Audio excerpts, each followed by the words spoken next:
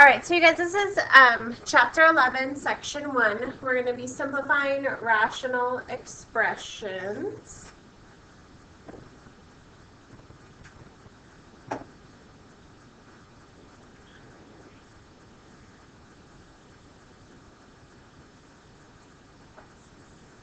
Our learning objective is to simplify rational expressions. Phew, thankfully. So we need to define rational expressions, and a rational expression is a polynomial divided by another polynomial.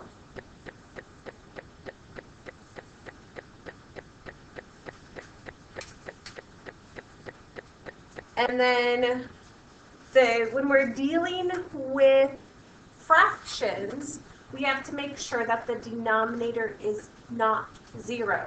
So a value of a variable for which a rational expression is undefined is called an excluded value.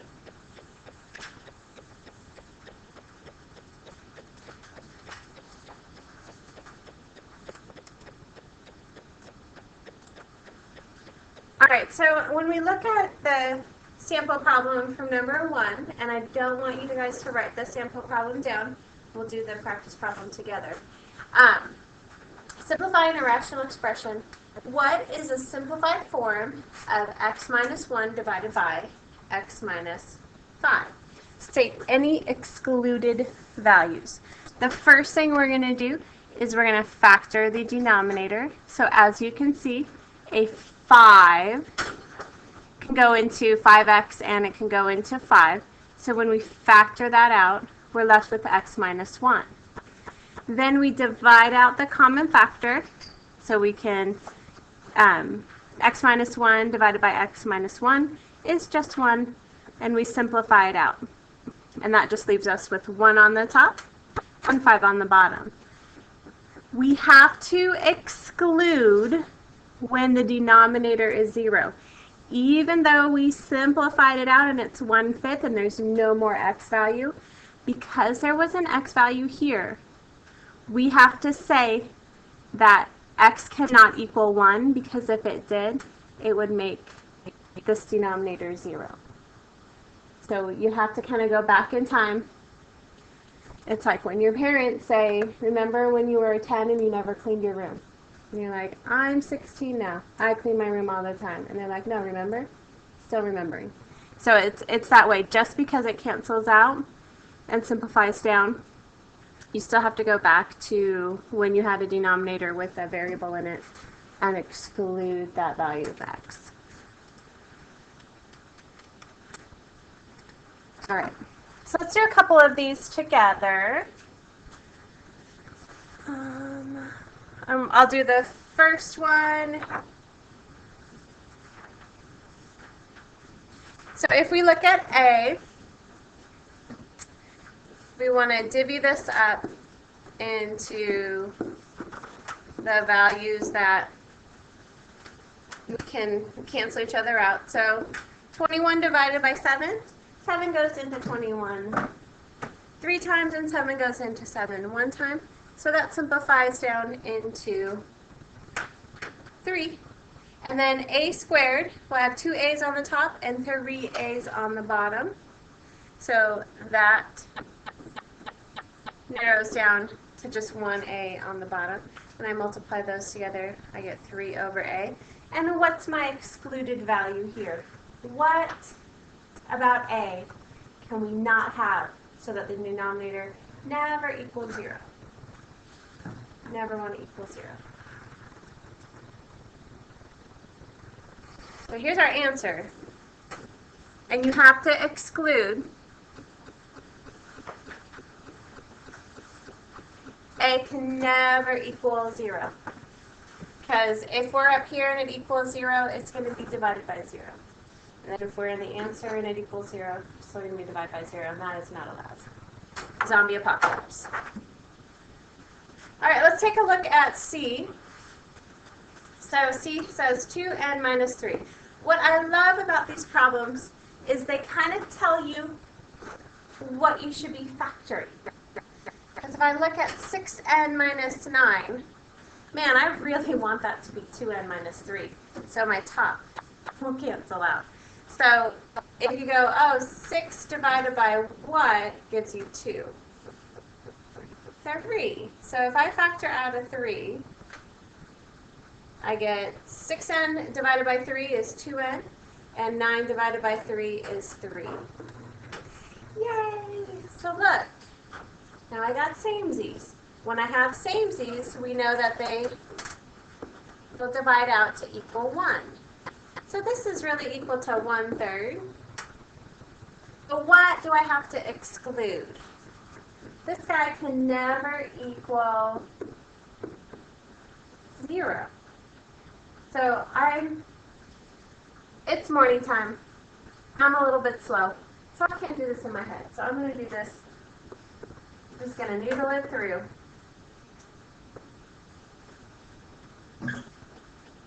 So when I do this out, n cannot equal 3/2, which is also 1.5.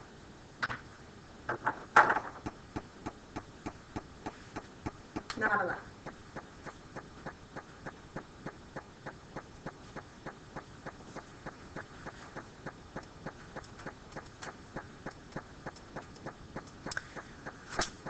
All right, let's look at another scenario when we have, a trinomial. So I don't want you to write this down. We'll just do the sample problems together.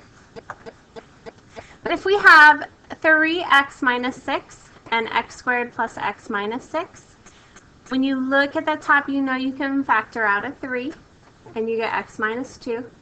And then if you're muscling through and going, man, I don't know how this guy factors, use either the top or the bottom. So if I'm looking at the top,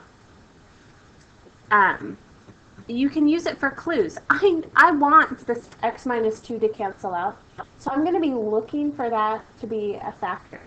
So then you ask yourself, what numbers multiply to give me -6 and add to give me 1? And you go, oh yeah, that's +3 and -2. So when you do that, you can cancel out the x minus 2, and then you have 3 divided by x plus 3. But now you got to go back in time and say, what was my denominator before I got so smart and canceled things out? Well, we know it can't equal -3 because that would make this 0. And we know this can't equal 2 because that would make this 0. So the answer is 3 divided by x plus 3, where you cannot equal -3 and you cannot equal 2. All right, so let's do the first two problems of this together.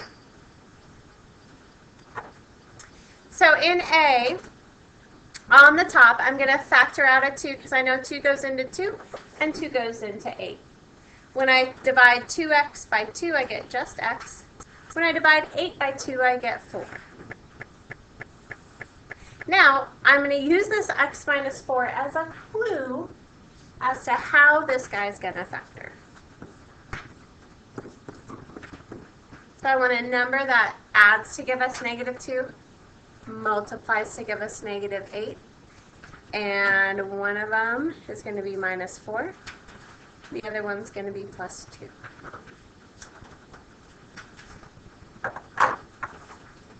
I have a -4 on the bottom, -4 on the top, and I get 2 over x plus 2. And I have to exclude when x is equal to 4, can't be. And we can't have x equals -2 either. So the answer is 2 over x plus 2. X can equal 4, or x can equal -2. Totally easy peasy. Let's do C together. So on the top, I'm going to factor out a 6. And on the bottom, oh no, I'm going to have to factor this trinomial. But the good news is Z plus 2 is your clue. So I'm going to try, the first thing I'm going to try is Z plus 2. So if this is Z plus 2, I want a number that will multiply with that 2 to give me 6. So that guy should be 3. And then we're just going to do a little check. I'm going to check and then erase. So 2Z times Z is 2Z squared. 2Z times 2 is 4Z. 3 times Z is 3Z. And 3 times 2 is 6. 4Z and 3Z is 7Z, so I'm good. I just had to check to make sure my factoring was correct. Okay. So now I can cancel out my Z plus 2's, and I get 6 over 2Z plus 3. Now I want you guys to remember, you may think, oh, I have a 3 down here and a 6 up there. Why don't I just divide by 3 and get rid of those? Unfortunately, when an item is in either the numerator or the denominator and it's married with a plus or a minus, you cannot break that union just because you feel like breaking the union. Because you think, oh, my life will be easier. If they are married with a plus or a minus, see, like this guy's a 2 and a 2, why can't I just cancel, make it 1? The pluses and the minuses lock these guys together, and unless the exact identical same thing is on the top, you cannot cancel things out. All right, so now this guy we have to exclude. Well, I know I have to exclude when Z plus 2 is equal to 0, so that's when Z is equal to negative 2. And I also have to exclude where 2Z plus 3 is equal to 0. So let's do that. So we're going to subtract 3 and divide by 2. So Z cannot equal negative 1.5. Can't equal negative 2. And is equal to 6 over 2Z plus 3. All right, we're going to do a couple more practice problems. We're going to simplify these guys out. But in this scenario, we're going to do some crazy ninja math because we're smart. And we know that when we multiply out a negative 1, it changes the signs of everything. So watch what happens. Look how sad Panda this is. 5 minus 2x.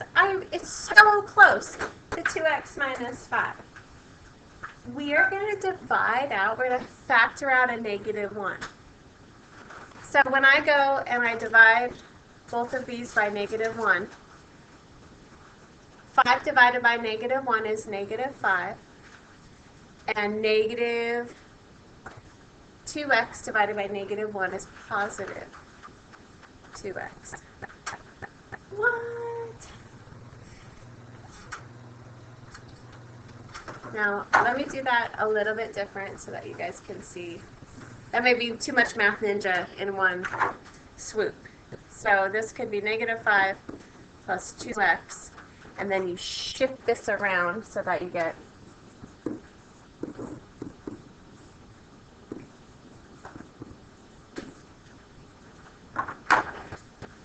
I don't want to do too much Math Ninja in one area for you. A lot of Math Ninja.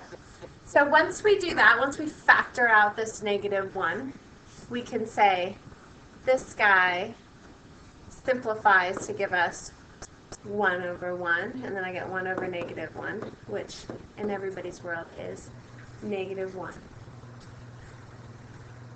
The only thing I have to remember is we have to go back to the denominator and say 5 minus 2x cannot equal 0.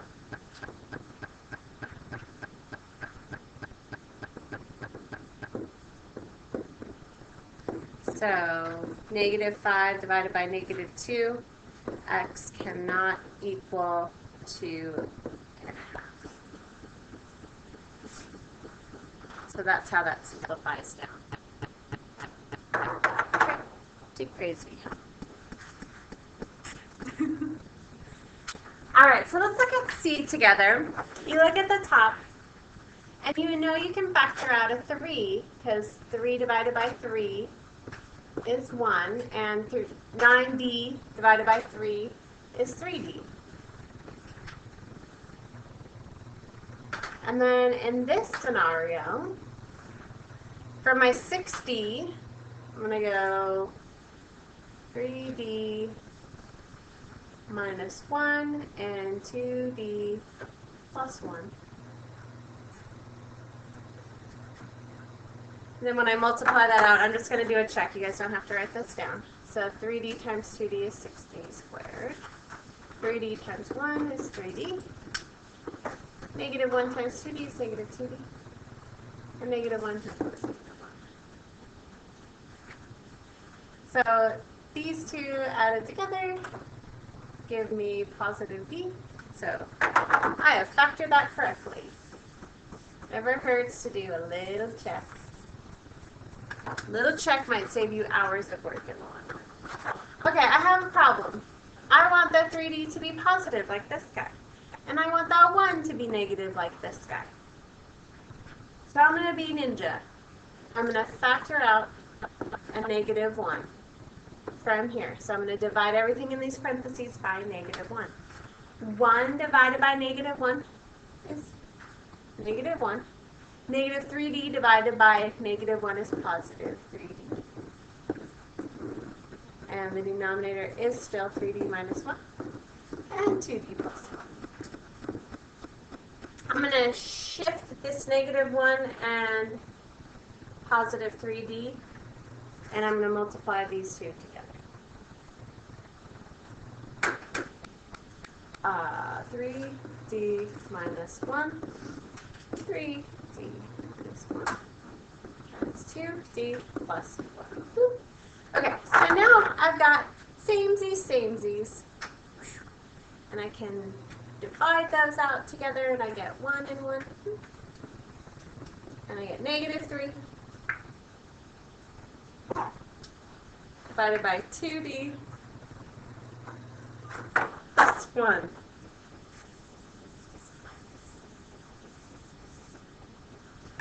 Let me write that down here.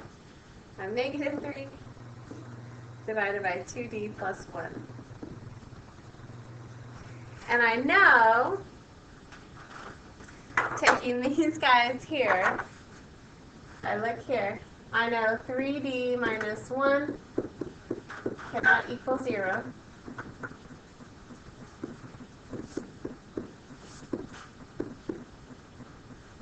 So I know D cannot equal 1/3. Or 2D plus 1 minus 1 minus 1 divided by 2 divided by 2. D cannot equal negative 1/2.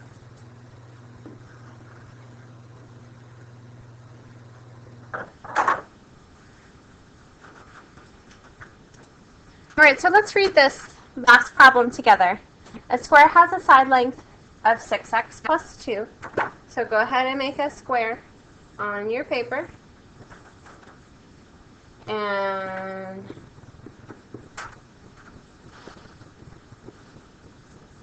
its side lengths are 6x plus 2. And a rectangle with width 3x plus 1. So go ahead and make a rectangle. And its width is 3x plus 1. Has the same area as the square. What is the length of the rectangle? We can figure this out. The first thing we're going to do is find the area of the square. And we know that the area of the square is its side squared, which is why it's called a square, because we square the sides to find the area. So if our area is 6x plus 2 times 6x plus 2, then our area is 36x squared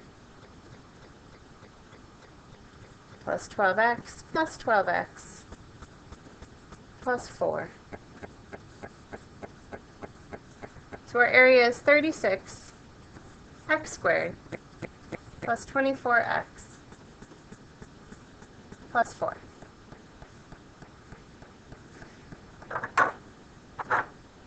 So that is the same area as the rectangle, 36x squared plus 12x plus 4.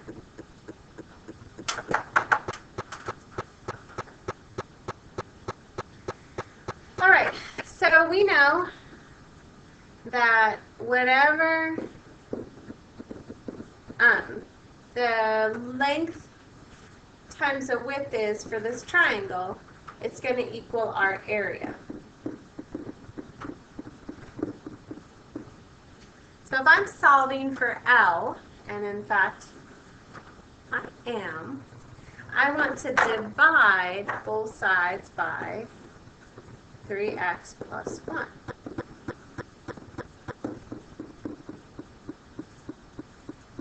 So in this case, my length is going to be, well,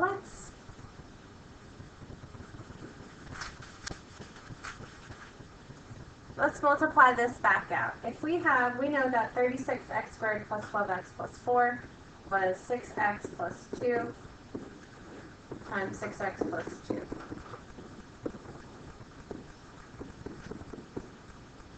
And if I just take one guy here, 6x plus 2, you could actually factor out of 2. So if I factored out of 2, I'd be left with 3x plus 1.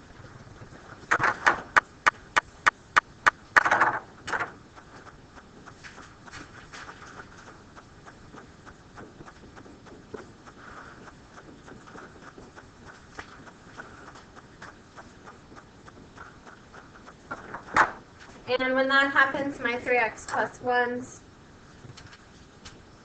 cancel, and my length ends up equaling 2 times 6x plus 2, or 12x plus 4. Thankfully, we're talking length and width and area, and our x's,